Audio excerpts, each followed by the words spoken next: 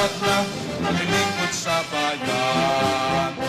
Kaisa sa amin din makabayan, pagkakaisa ng masang Pilipino, hangatay kapayapaan at kaunlaran, tungo sa magandang kinabukasan, handang ipagtanggol ng silangang Visayas, pangalagaan, kapayapaan at kaunlaran, kultura at kasaysayan di malilimutan, pangalagaan,